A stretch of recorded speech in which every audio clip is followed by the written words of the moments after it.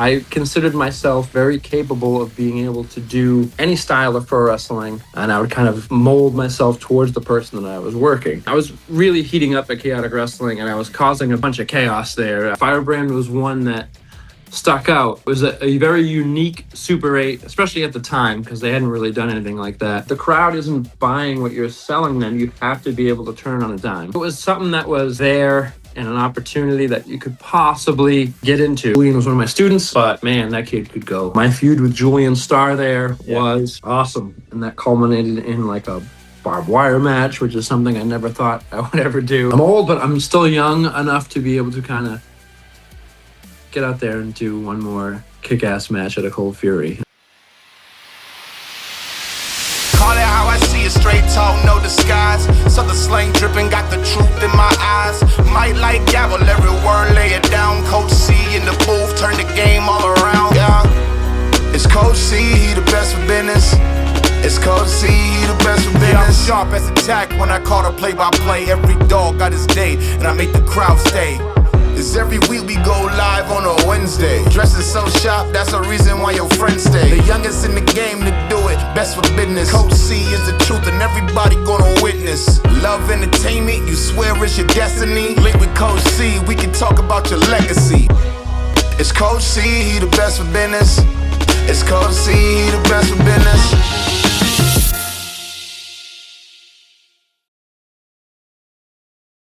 All right, everybody, welcome back to the channel. Another episode of Best for Business. This one I got goosebumps for. Brian Fury, thank you so much for joining me for this one. Thanks for having me. Appreciate it.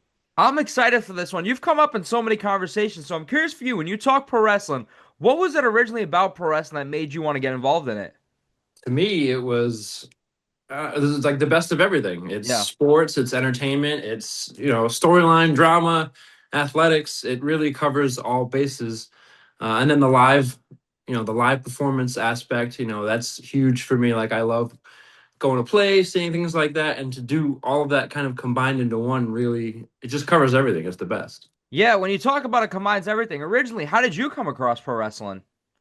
I just remember my father watching it on television. Nice. I kind of just sat down and watched it with him, and then I was just hooked. Yeah. And then from there on out, it like consumed my whole life. Like, all my friends that I became friends with, it was because of pro wrestling, and from there on out, it was just pro wrestling was literally everything to me. In pro wrestling, and especially in New England, you are an absolute legend. But I'm curious for you, when you talk about pro wrestling for you, who was like your favorite growing up? So growing up, it was always like the guys that had like the Intercontinental Championship, like, because those guys were like the workers, like the wrestlers. I loved like the Bret Hart, the Mr. Perfect. And then as it came later, it was like Shawn Michaels, Jeff Jarrett, that type of stuff. I enjoyed like the Hulk Hogan's and the Ultimate Warriors and stuff, but they weren't like the guys for me. I was big into like the wrestlers, the Bret Hart's, Mr. Perfect, stuff like that. Yeah. Nice. So when you talk your career originally, how do you start and get involved in wrestling? Something you always wanted to do. You talk about how much wrestling means to you, but how do you get involved? So there was a couple schools in the area, and me and a couple of my friends had talked about joining and looked at joining. And then there was like a tryout at one point in time, and I didn't go. My friend Justin went, and I helped coach the middle school team for wrestling in the town that I lived in, the Rochester Middle School, Rochester, New Hampshire. They were doing some sort of tournament or something, and I stayed, and I didn't go. And my friend Justin, who became Justin Shape, Justin Powers, depending on what era you know him from. Yeah. He trained for at least a year, and then finally I was like, all right, I have no more excuses. I'm going to do it. And then I signed up, I want to say in August of 1999. Wow. With Jeff Costa, the Lobster Man, Rip Morrison, and that crew of people. Yeah. Wow. And then eventually you go to Steve Bradley? Yep. So I've been wrestling for probably like 3 years or so. Nice. When Steve got released, they were getting ready to start the WFA, and through Alex Arion, I was kind of hooked up with that. So then I started going to Steve's school in Manchester, New Hampshire, and really, that was like one of the best decisions I ever made for my career. Yeah. When you talk Steve Bradley, he's come up in so many conversations, but for you personally, is there a lesson or something from Steve Bradley that still lives on that you learned? I mean, everything that that guy taught. He was really like he was like the finishing school for professional wrestlers.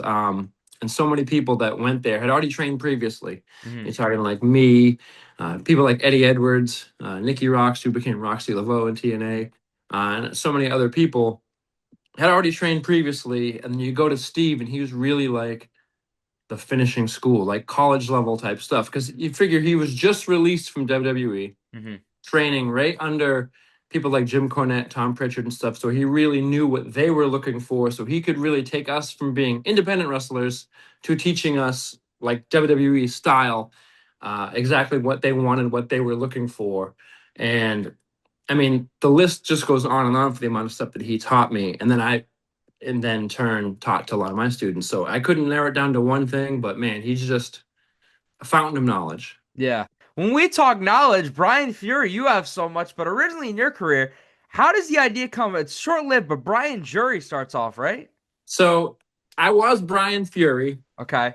And then when I started first getting a couple bookings outside of Jeff Costa's promotion, NECW, and I got a booking there, and they just changed my name to Brian Jury because they already had a kid there named Turbo Tim Fury. Oh, And so they didn't want to have two people with the same last name. So they just, without even asking or anything, they just said, all right, you're Brian Jury now. And I wow. said, oh, all right. And I was so, like, within my first year of wrestling, like, I wasn't going to argue or do anything. I just, okay. And then when Turbo Tim Fury left, they ended up just kind of turning my name back to Fury there because I was still Fury everywhere else. Yeah.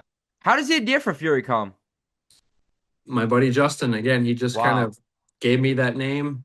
And then over the years, there were different things in front of it. So, like, when I first started, I was Flying Brian Fury, and then, Straight Edge Brian Fury, the Firebrand Brian Fury, and so on and so forth. But yeah, it was one of those things. My buddy just said, try this. And I said, all right. And then, yeah, it just stuck. And you mentioned one of them, Firebrand. How does Firebrand stick? I think you've had numerous ones, but what was so special about Firebrand, you think? So, yeah, when that came about, um, I was really heating up at Chaotic Wrestling, and I was causing a big bunch of chaos there, no pun intended. Yeah. Um, and I was kind of like the fans were kind of starting to get behind it, but I was still like attacking referees. I was stealing the heavyweight championship, doing things like that. And Mike Crockett, who's doing some of the booking at the time, kind of looked up some different adjectives and stuff, and Firebrand was one that stuck out, and it kind of the definition of it really fit what I was doing at the time. So then, I had some gear made, and then it became that everywhere, and that's the one that really stuck with me for the part of my career where I was like most known. Yeah. Yeah. When you look at your career, you have done so much, but for you, what would you consider Brian Fury's first big opportunity in wrestling? First big opportunity, man, that's crazy. Yeah. I mean, the first thing that sticks out to me would be the Super 8. Nice. That was at a time where the Super 8 still was pretty meaningful. Not that it's not now, but it doesn't have the cachet that it once did. Yeah. I'd been working for Chaotic Wrestling for a little while, and they had a working relationship with Jim Kettner. And I remember Jim Kettner would come up to some Chaotic shows here and there, and then he just pulled me aside one day and said, hey, I want you to be in this year's Super 8. And it was like mind-blowing to me, especially because my trainer, Steve Bradley, had won the Super 8 years prior. So it was like a double, like it had like a double meaning to me, Yeah. not only for my career, but also like a legacy type thing. And for you especially, how was your Super 8? Because I believe you wrestled Jerry Lynn. I think it's the 11th annual. The year before, like Brian Logan's in it. So a lot of chaotic guys are going there. But for you, how was your experience? Oh, it was awesome. Like Was Matt Logan in yours or no? Matt Logan was in mine as well. And then also like Jerry Lynn, Human Tornado, Sanjay Dutt, Rob Conway, I think. Rob Conway. Yeah. So it was it wasn't just underground indie guys that year. It was some well-known indie guys and then some bigger names. So it was a very unique Super 8, especially at the time, because they hadn't really done anything like that. And being able to meet Jerry Lynn, who I ended up working a lot more times Yeah. after that years later and kind of becoming friends with, which was wild to think about. Yeah. But that was like, it was really cool. And then I got to talk to him and learn from him. And we put together a fun match, and it was, it was like he had to wrestle 3 that night. So, yeah, we put some stuff together, had a good match, and it was a great time. Kind of being pictured for some of the PWI type magazines back Yeah. then. It was still like a big deal, and it was really Mhm. cool. It was just, yeah, it was really awesome. And I think it opened a lot of doors for me going forward. I gotta ask you, a lot of these people still do. Do you still have the shirt and like the medal? I have the shirt, yes. Okay. I'm not sure if I must have the medal somewhere, but I Yeah. do have my shirt. Yeah. Nice. Early on in your career, I'm curious, how did the idea come for you to team with Chris Venom? So, all right, that was working for NECW. Yep. Both of us were we were doing some things in other places, and we felt like we had an opportunity to grow. But with NECW, it was pretty stacked at the top. At the time, they had like the Alex Arians, the Brutal Bobs, the Slick Wagner Browns, John Walters, like a lot of the bigger Yeah. names that had been established already. And we thought there was no way we could break in with those guys at the time. So we said, let's become a tag team. Let's work together. Um, and let's kind of build our names that way. And then it's exactly what we did. We had some really good matches with teams like Sabotage, which is Eddie Edwards, DC Dillinger. Yeah. And then we ended up both eventually becoming NECW heavyweight champions. So I think our plan worked. Yeah. I think it was really cool, but it was fun to do tag team wrestling for a long time. And Chris was a great kid. Yeah, I'm interviewing him in a couple weeks, so I'm excited. I'll ask him Oh, about you. I'm curious for you too. You mentioned one name. How was it just in general getting to share the ring with DC Dillinger? I love Dave. So Yeah. he and I clashed for a while over numerous different things, Okay. but we shared so many of the same viewpoints when it came to professional wrestling. So much so that he and I ended up teaming years and years later. But getting to wrestle Dave was great, and we came along at the time where we both grew together in professional wrestling, where we were both in tag teams and we were both kind of like higher up mid carders. We were both top level guys. So because of that, we shared a lot in our professional wrestling careers, and kind of took the same journey as far as that goes. Yeah. Yeah, and then you mentioned originally we talked about wrestling Steve Bradley. For you, how was it? I know you wrestled steel cages in numerous matches, but just kind of wrestled the guy. You talked about it. You did a lot of training, but Steve was that guy that polished you and helped you out towards the end. So how was it wrestling Steve in general? So the first time it was, it's nerve wracking. Yeah. He not only is your trainer, Hmm. and he later became like one of my very good friends, but he's like a top level guy. Yeah. We did a little program in my hometown, or right next to my hometown. So a lot of people there.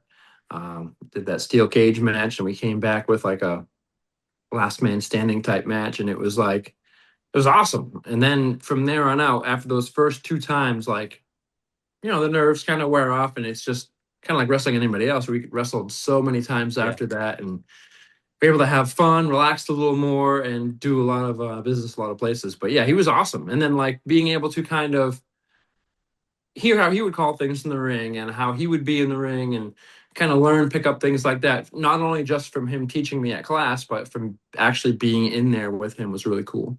When you wrestle Steve, how was Steve taught originally? Was it calling it in the ring, or was he someone that nowadays like you call everything prior?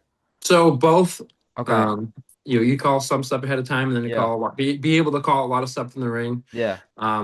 You have to be able to do both, in my opinion, because you can put a match together A to Z, which is fine, and I do that all the time, or did it that all the time. Yeah. But if the crowd isn't buying what you're selling, then you have to be able to turn on a dime. Yeah. So you have to be able to switch. So being able to call things in the ring, and then maybe put something else in there, and then pick up at Z instead of X. Like, you have to be able to do that. So he was able to do both, taught me both, and I did the same with my students. Yeah. Yeah. For a guy that's learning from Steve Bradley originally, how does your opportunity come for Chaotic Wrestling? Because at that time, too, and it's still to this day pretty much, but Chaotic is basically homegrown talent. So how does Brian Fury get in there? So WFA and Chaotic Wrestling had a very big feud. Yeah. Steve had some issues with one of the owners of Chaotic Wrestling, and it was kind of like forbidden for a while, to the point where Steve would run shows the same night Chaotic, 15 minutes down the road, Yeah. literally on the same road.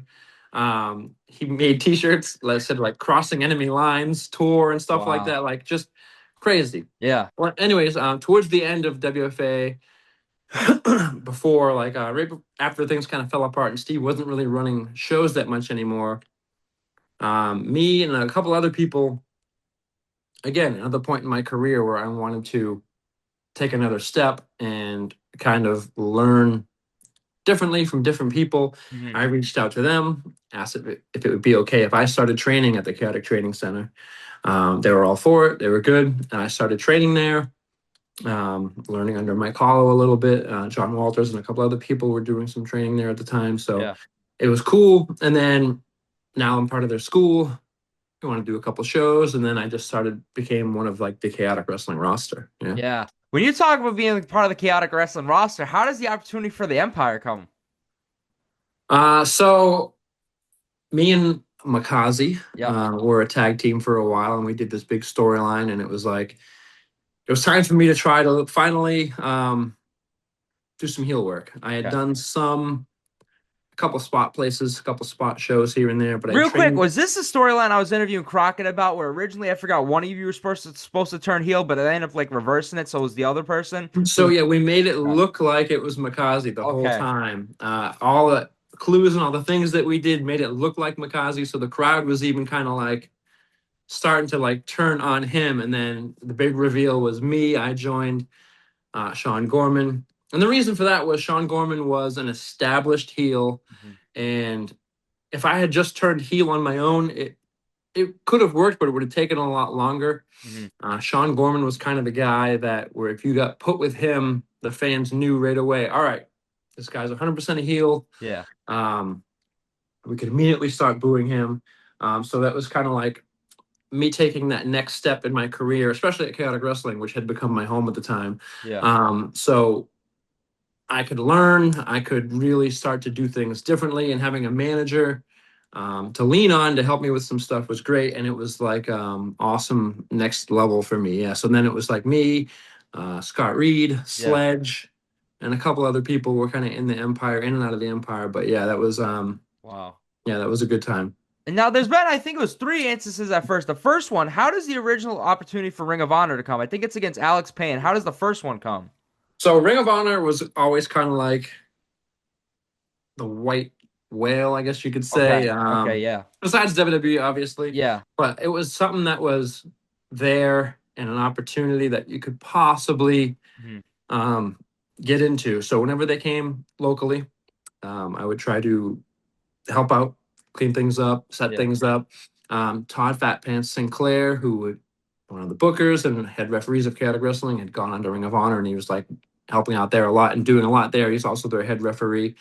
So he would take some local guys and say, hey, you want to come help out, things like that. And so at the time, Ring of Honor was very difficult for me because, as I said before, I was very much WWE trained, WWE bred. Yeah. And even watching some Ring of Honor matches, I was like, I wouldn't know how to do this, put this together, Yeah. be able to do it. My brain didn't necessarily work for that type of match.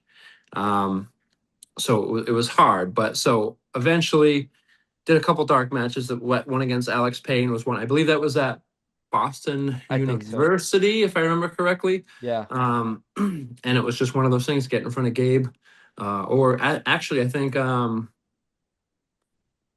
wasn't Gabe at that time. It was Adam Pierce. Okay. Yeah. I believe was doing the booking at that time. It's just a matter of getting in front of him, getting some eyeballs, and then another opportunity didn't come till years later. Yeah. And then you have a few dark matches a couple years later. Then you go for like the television championship, right? You have a few more, Yep. right? Yeah. So yeah, a couple years later, they had a TV taping in Rhode Island, Okay. and I had done a couple of the Ring of Honor super camps. I think I was there like Um, 12 years old. Really, that's Yeah. awesome.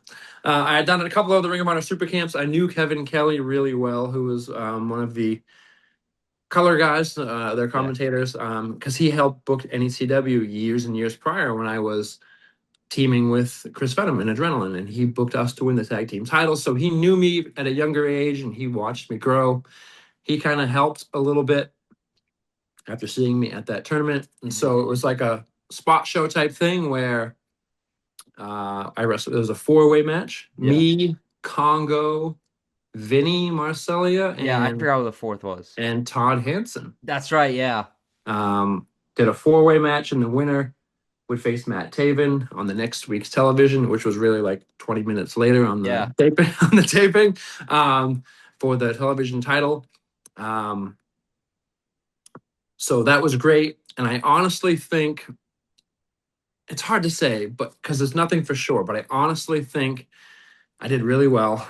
And I was going to be looked at for that next top prospect tournament, which was going to be in a couple months. Yeah. But like maybe a month later is when I broke my ankle, and I was out for like 4 to 6 months. And so that opportunity kind of disappeared. And Yeah. then Todd Hansen ended up being in that year's top prospect tournament and winning. And he ended up, obviously doing everything he did.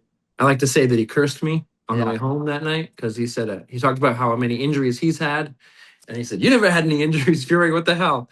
And then a couple weeks later, I broke my ankle. And so, yeah, Todd Hansen cursed me into breaking my ankle. Was it at a chaotic show you broke your ankle, or? It was at a show in Springfield, Massachusetts against Chris Masters. Okay. I don't NEFW, or it was some promotion like that. Chris Camaro was one of the guys that helped book it, but yeah, it was just I do my simple neck breaker out of the corner, and he wasn't feeding his head back correctly, so I had to like scramble to do it, and my left foot got caught underneath me and twisted all the way around. I broke my ankle. Wrestled another 5-6 minutes on it broken, because that's what you're supposed to do as a pro wrestler. Yeah. And then I was out for a while. So I think it's not definite, but in my head, possibly, I was going to get looked at a little bit at Ring of Honor then versus a couple of years later when I did the Top Prospect Tournament. Well, you talk about a couple of years later, keeping that steam. How does the opportunity come? Because the Super 8 is huge, but other top tournaments during that time, the Top Prospect Tournament was huge back then. Yeah, it was, and especially the year that I did it, it was kind of weird because that was like the beginning of like my last year as a full-time wrestler. Okay. So I wasn't necessarily a prospect at that time. Yeah. I'm kind of like an established guy. And that was kind of like the storyline that they wanted to do with me in it. Like I'd been around. I had ways to manipulate, change things, be able to win matches that a lot of these younger guys wouldn't necessarily know or be able to do. And so we kind of did that in my first 2 matches. But the opportunity came, like, again, Kevin Kelly, and I had done a couple more of those super camps just to kind of keep my name fresh in their minds. And then that opportunity came about, and I ended up going to the finals and having a great match with Leo Rush in the finals there. Mm-hmm. Before we talk about other things, I got to go back a little bit because one of the topics I love talking about, do you have a moment or memory that sticks out from this historic NWA On Fire? We talk about the Savoldies in the middle of Maine, but do you have any moments that stick out? I love the Savoldies. Yeah. For those people that don't know, the Savoldies were like old-time WWF guys. Yeah. They would do a lot of the house shows and stuff when they came up to the New England area. And Tommy Savoldi was a referee for a while. He was awesome. Those guys were great. Yeah. George Carroll, who had previously booked for NECW, started doing a little bit of booking there, and he kind of brought me, DC Dillinger, and Sean Gorman in. And then I ended up becoming like their heavyweight champion over time. I really loved my time there at NWA On Fire. Those guys loved me. And it became a great place for me to be able to bring a lot of my students when they were first started to be ready for matches. So I started bringing some students up and being able to get them matches. But man, that was so much fun up there because they would book like 2 or 3 dates in a row, and they'd give us hotel rooms. It would be like, life on the road, really, because we go to Maine on like a Friday, do a Friday show, they put you up, Saturday show, put you up, Sunday show, and you come home. It'd be great. You're away for the whole weekend.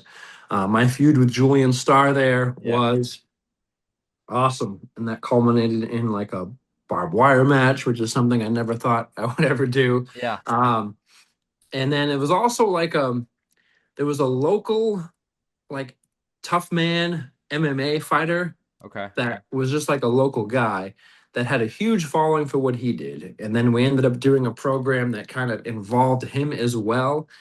And I remember finally the time came for him to have his match against me. It was like a tag match, and they booked it on like a Monday night. And I was like, what the hell are you guys doing this on like a Monday night? Yeah. And there was like 400 plus people Wow. there, and I was like, all right, cool. Yeah. This guy, that guy had a hell of a following. Jason Doloff, I believe what his name was, the Mountain Pirate, or it was like his MMA type thing. But those are some big things that stick out. NWA On Fire was just a lot of fun for so many reasons. Just being able to get up there, the brotherhood, the camaraderie of the car trips, the hotel stays. And then, those two big feuds, Julian Starr, and then that fun feud with their local MMA guy. Now, how did NWA On Fire work? Did they have like a television deal in like Maine, or how did that work for them? Yeah, they had 'Cause some of the episodes are still up on YouTube from those TVs or whatever yeah, it was. Yeah. yeah, and then it was on I remember we would get to the hotel room, and like late at night, it would be on, and so we would watch ourselves from like Yeah. the last time we were up there, the last month we were up there, or so whoever else was on the television at the time. It was, and then I had a couple of people that lived like on the border of Maine that still got it on their televisions. They would like text me like, "Hey, you're on my TV on like a Saturday morning." I was like, Wow. "That's weird, Yeah. but cool." Yeah. So they had a big and it's funny because those guys, the Saboltis, lived in like New Jersey.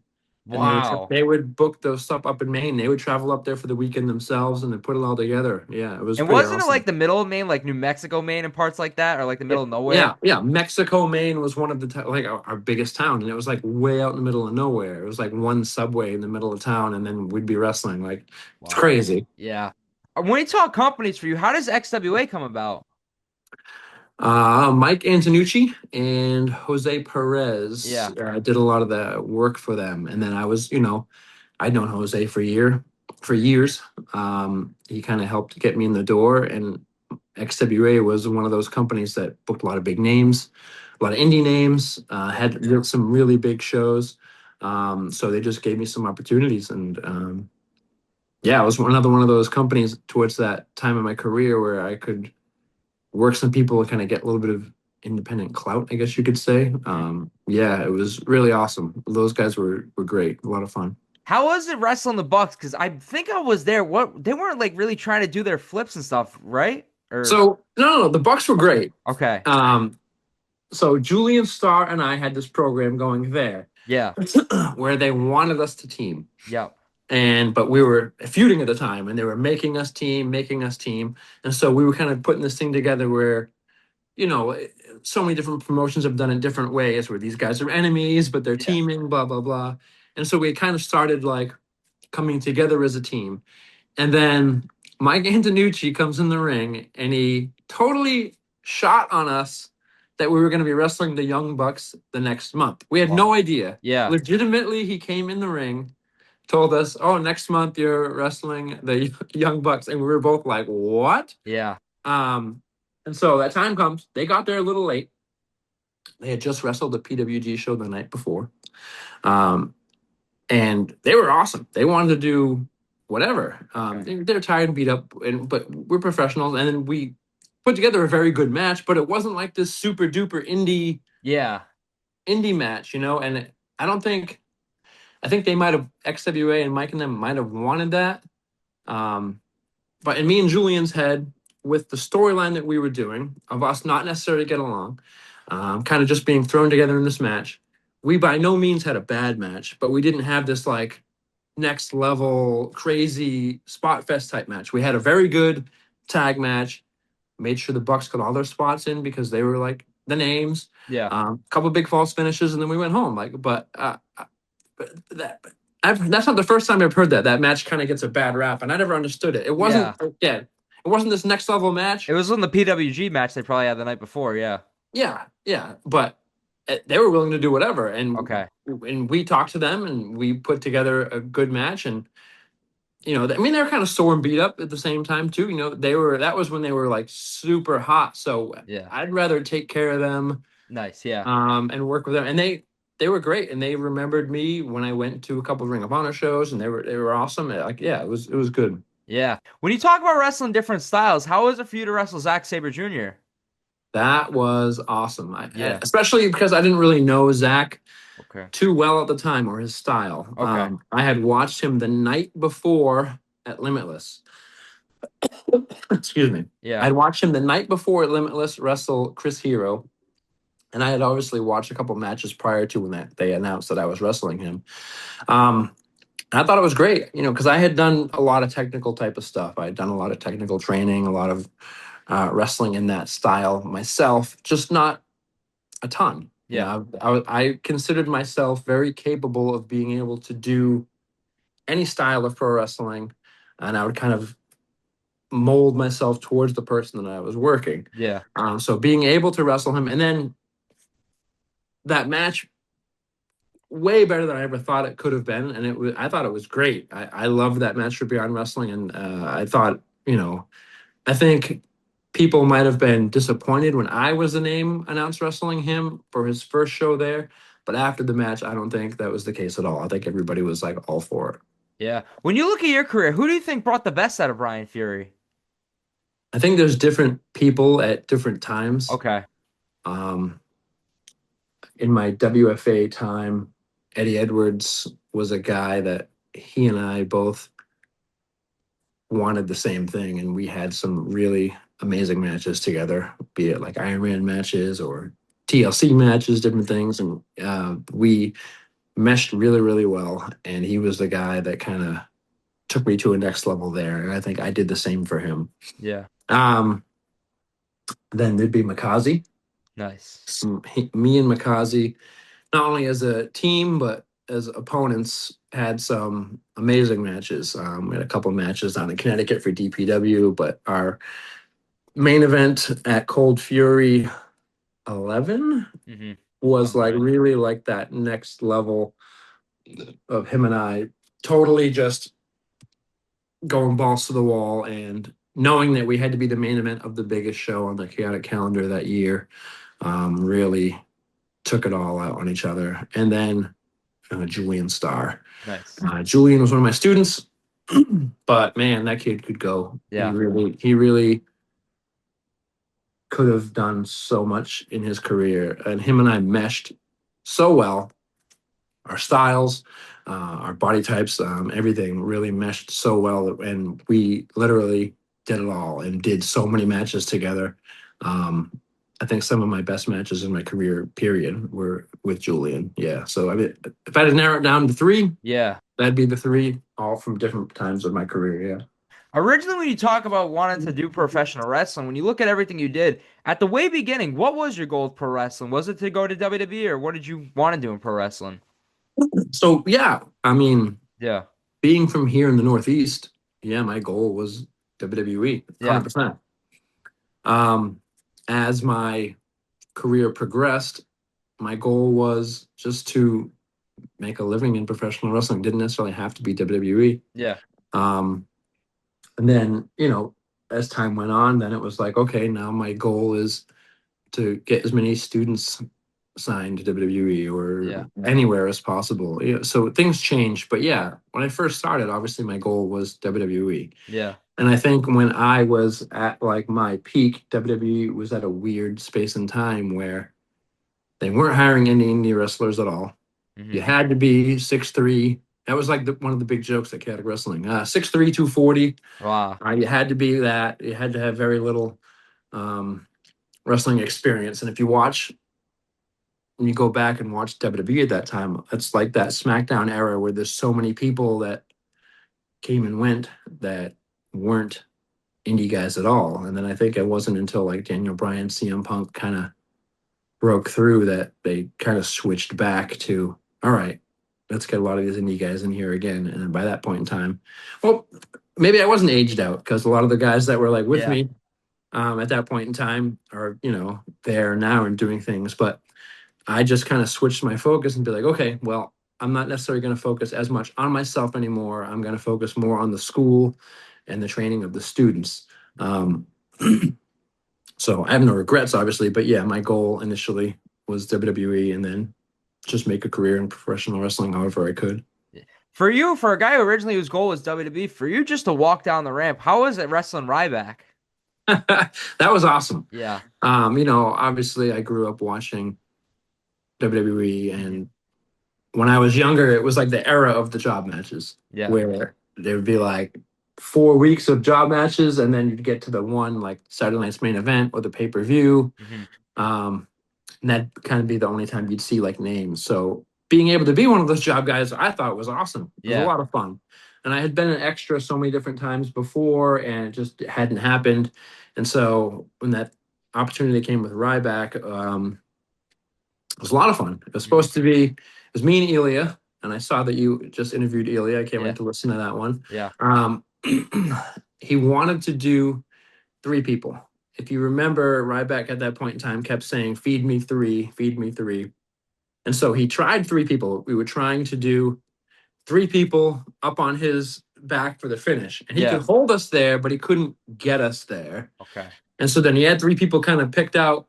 And then Fred Sampson, Darren Young, who I'd wrestled numerous times, kind of put his word in for me to be one of the guys, definitely.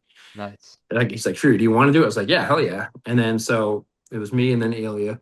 It was Manchester, New Hampshire, so that was great too. You know, right up the street from me, be able to do it in New Hampshire. But yeah, it was awesome. And then I remember he hits the finish, and we're just lying in the ring, and I was the one that was shoulders down, looking up. Yeah. And Ilya was on top of me, and they started playing the replay of the finish on the 4 screens up above the center of the ring. So I'm laying there in the ring, and I could watch it like instantly while I was still lying in the ring. I'm like, oh, that was awesome. That was really cool. Then it's just roll out of there, get the hell to the back, and go back to doing our thing. And you talk about it this whole interview. I could say since day one, when you started professional wrestling, did you always want to give back and train? It wasn't in my head at first when I first started. I had the opportunity to do a couple classes at Steve's, teach a couple of the beginners, do some things. And then at Chaotic Wrestling, the Chaotic Training Center, when Hollow and John Walters had left, me, Todd Hansen, and Brian Malonis each took one of the nights of the week. Yeah. Malonis had Tuesday, I had Thursday, and Hansen had Saturday. So it was great. I could still train at least one day a week myself, and then I could do the training another day of the week. And then Saturday, a lot of time I'd be on the road traveling to somewhere. But I really started to fall in love with the training and the giving back type thing. So much so that when the opportunity came to take over the school, like, I was all for it. And it really kind of became almost more of my focus than myself. And yeah, being able to see, it's hard to describe. Yeah. I don't have any kids or anything like that. Yeah. So these kind of became my kids, and teaching them, showing them, and being able to watch them apply it and make success was really fulfilling in a way that I had never really experienced. Even like me doing something great for my career, it was very different watching them succeed and go on. So yeah, I really fell in love with that, and it became almost more important than myself. Wow. And then when we talk, you have an historic career in professional wrestling, but originally, I think it was July 19th, I forgot what, 2019. Did you know this match with Casanova was going to be your last one? So I actually had one after that. Okay. You wrestled Casanova for the heavyweight title. So I was owner and one of the bookers at the time. Yep. And we were supposed to have Carlito in for that show. Okay. And there was issues with the flight, and he wasn't able to make it in time. Mm-hmm. So I remember talking to Chase that morning and going, well, I guess I could do it. And I wasn't really like prepared. I kept myself in shape, but not quite like as good a shape as I would have liked. But it was like, all right, I'm not going to be able to replace Carlito, obviously, but at least it was a big enough of a thing and a surprise for the Chaotic Faithful that it was kind of like a big thing. So it was great. We told the fans that day, sorry, Carlito couldn't do it. We issued any refunds that they may have wanted, which I don't really think were any. Yeah. And then surprised the people with me as his opponent that night. And it was great. You know, it was unexpected. But it was awesome to be able to get in there with him one more time. And Christian's one of your students, correct? Yeah. Yeah. Yeah. Yes, he is. Yeah. So it's awesome to see what he's doing now. Yeah. I still keep in touch with him pretty regularly. But yeah, it was awesome to be able to get in there with him. But that wasn't my last match. Okay. My last match was in December of that year Okay. in Hudson, Massachusetts against Josh Briggs. Okay.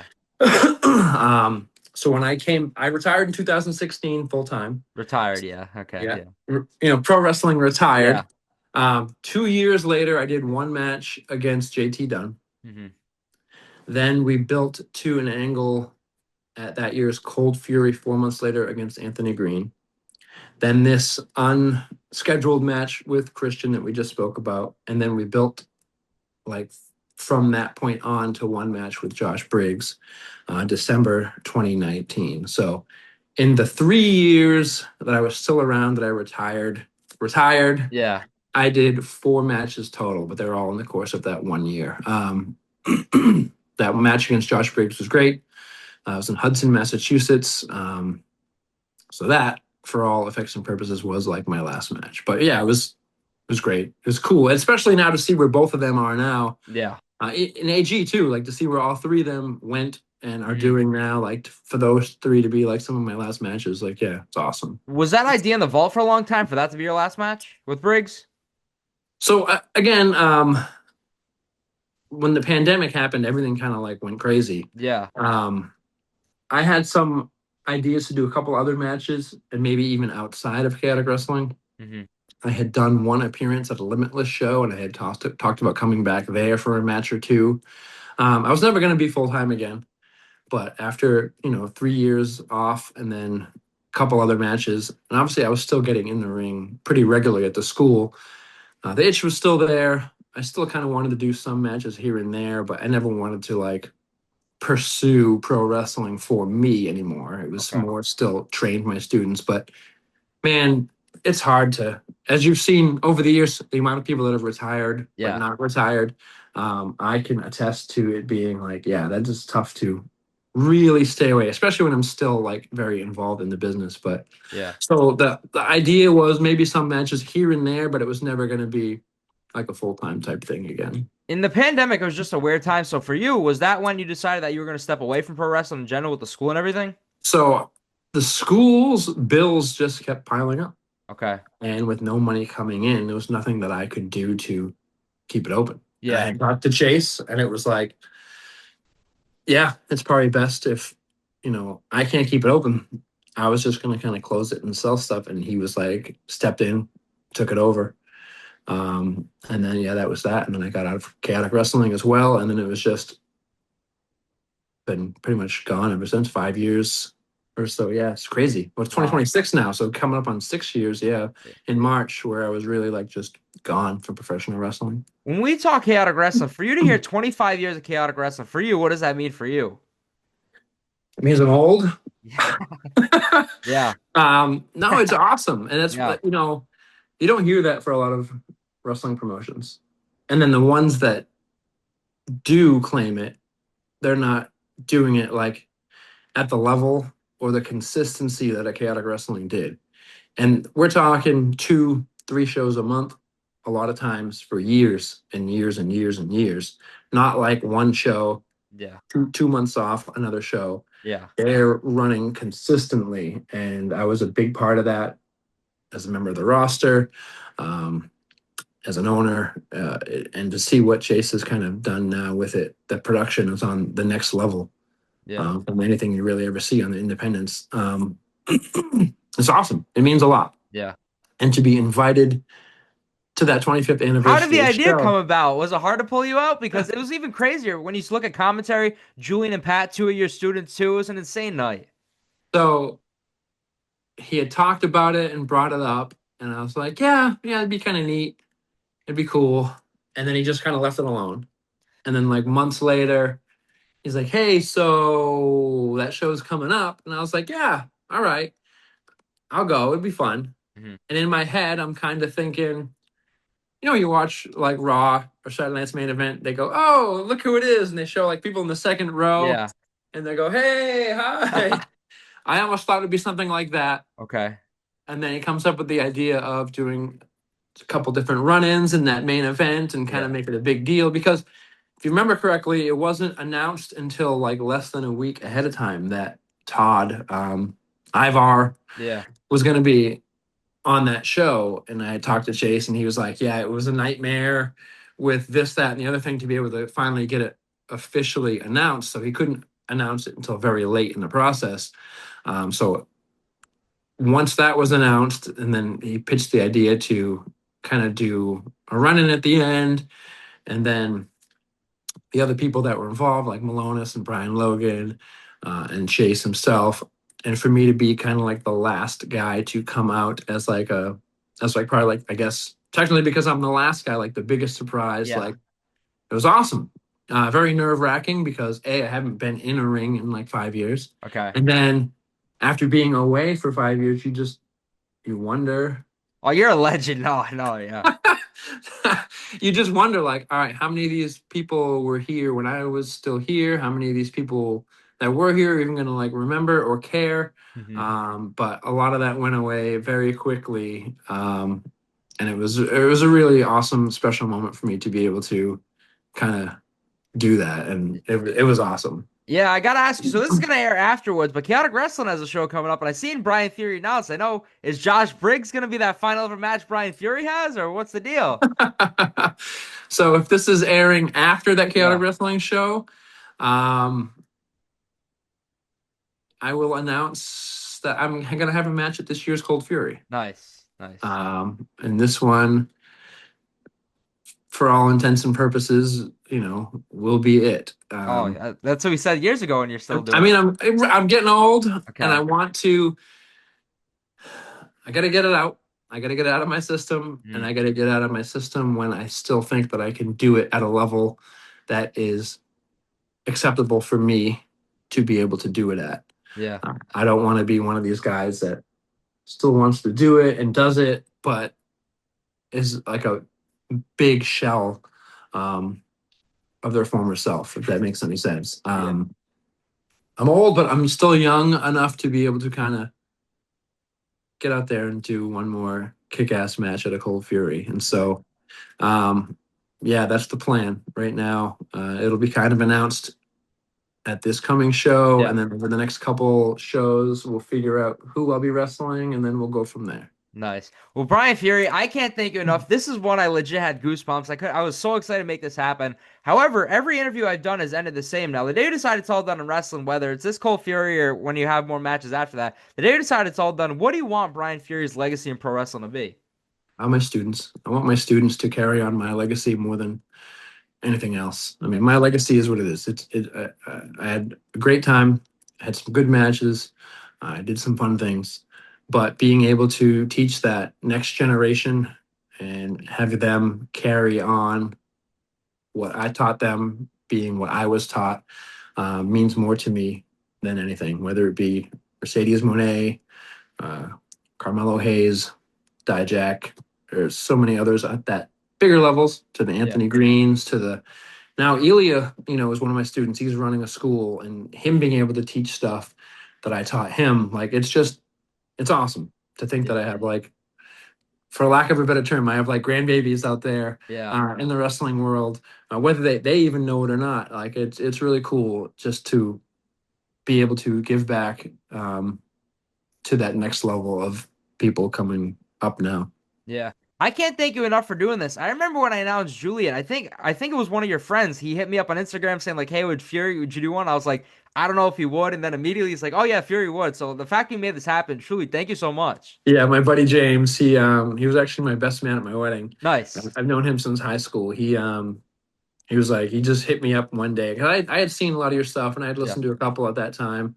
And then he was like, "Yeah, would you want to do one?" I keep bugging him, and I'm like, "I would love to do one, of course." But again, it was one of those things where I'm so out of sight, out of mind. Who knows, like, if anybody would want to. You're an absolute legend. Yeah, appreciate that. So yeah, I thank you for having me. I really appreciate it.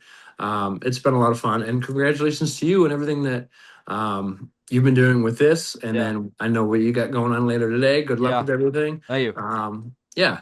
And you've had a storied career. There's still other stuff. Down the line, we might gotta do a part 2 or something. Oh, sure. I'm down for whatever. Yeah. Let me get through this next leg a couple months here and see if I still survive, and then we'll go from there. Perfect. Thank you, Brian, for doing this, and thank you everybody for watching this episode. This was Best for Business. Thank you for watching this episode of Best for Business. Don't forget to like, comment, and subscribe. Until next time, because this is Best for Business.